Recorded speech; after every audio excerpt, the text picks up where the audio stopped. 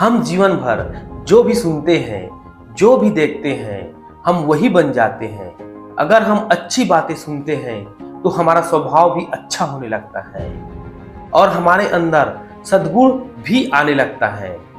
अगर हम बुरी बातें सुनते हैं, बुरी बातें देखते हैं, बुरे लोगों के साथ रहते हैं तो हमारा स्वभाव भी बुरे होने लगता है। इसलिए हमेशा अच्छी बातें सुनना चाहिए, अच्छे संगत में रहना चाहिए और अच्छी चीज़ें ही देखनी चाहिए। इसलिए हम इस छोटी सी कहानी में जो हमारी लाइफ से ही जुड़ी है, कहीं न कहीं इसका कनेक्शन हर इंसान के जीवन से जुड़ा है। यह कहानी की गहराई को समझेंगे तो हमारी लाइफ की कहानी बनेगी। दोस्तों, इस वीडियो को लास्ट तक देखना।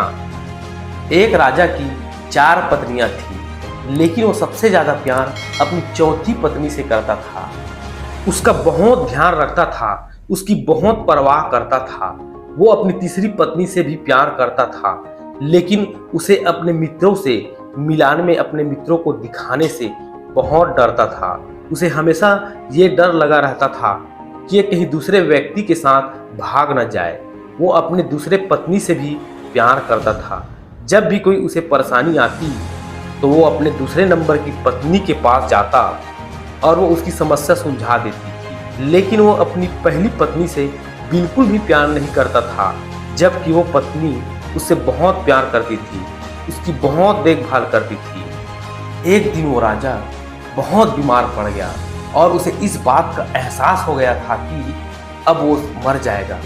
उसने अपने आप से कहा, मेरी 4 पत्नियां हैं, उनमें से किसी एक को मैं अपने साथ ले जाऊंगा। जब मैं मरूं तो मेरे मरने में वो मेरे साथ दे। तब उसने चौथी पत्नी से कहा, क्या तुम मेरे साथ इस मौत में मेरी साथ दोगी, मेरे साथ चलोगे? वो बोली, अभी तो मेरी उम्र बहुत छोटी है, अभी तो मैंने कुछ देखा ही नहीं, मैं आपके साथ नहीं चल सकती। फिर उसने तीसरी पत्नी से पूछा तो उसने कहा, नहीं, मुझे अपनी जिंदगी से बहुत प्यार है और जब तुम मर जाओगे तो मैं दूसरी शादी कर लूंगी।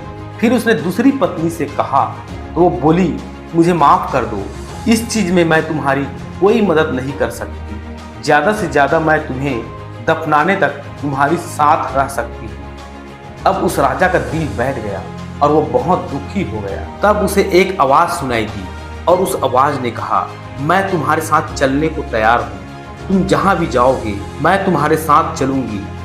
जब उस राजा ने देखा कि वो उसकी पहली पत्नी थी, लेकिन वो बहुत बीमार सी हो गई थी, क्योंकि उसकी कोई ख्याल नहीं रखता था, कोई उसे प्यार नहीं करता था। अंत में वो राजा बहुत पछताने लगा, बहुत रोने लगा। वो कहने लगा, मुझसे तुम्हारी देखभाल करनी चाहिए थी, तुम्हारी परवाह करनी चाहिए थी, तुम्हें प्यार करना चाहिए था और मैं ये सब कुछ कर सकता था, लेकिन फिर भी मैंने तुम्हारी कभी परवाह नहीं की, कभी तुम्हें प्यार नहीं किया, जबकि तुमने हमेशा प्यार दिया।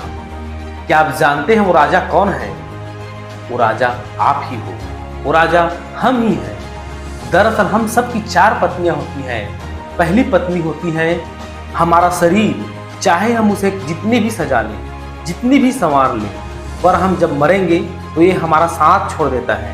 हमारी तीसरी पत्नी होती है हमारा धन, संपत्ति, हमारा रुतबा, लेकिन जब हम मर जाते हैं तो ये किसी और के पास चले जाते हैं। हमारी दूसरी पत्नी है हमारे दोस्त, हमारे रिश्तेदार, चाहे वो कितनी भी करीबी क्यों ना हो, लेकिन मरने के समय ये वो ज़्यादा से ज़्यादा हमारे दफनाने के समय तक, हमारे अंतिम संस्कार के समय तक साथ रहते हैं। लेकिन हमारी पहली पत्नी होती है हमारी आत्मा, हमारी चेतना, जो इस संसार के आकर्षण में, संसार के मोह में कहीं खो जाती है, जिसकी तरफ हम ध्यान ही नहीं देते, जिसे हम भुला देते हैं। लेकिन वो आत्मा, वो चेतना हमारे साथ कभी नहीं छोड़ती। चाहे कितना भी बड़ा दुख आ जाए, चाहे मौत ही क्यों ना आ जाए, पर वो हमारी आत्मा, हमारी चेतना हमारा साथ कभी नहीं छोड़ती। और इस कहानी का यही सबक है कि हर इंसान को अपनी आत्मा को जानना चाहिए, अपनी आत्मा से जुड़ना चाहिए, क्योंकि ये आत्मा परमात्मा से जुड़ी है।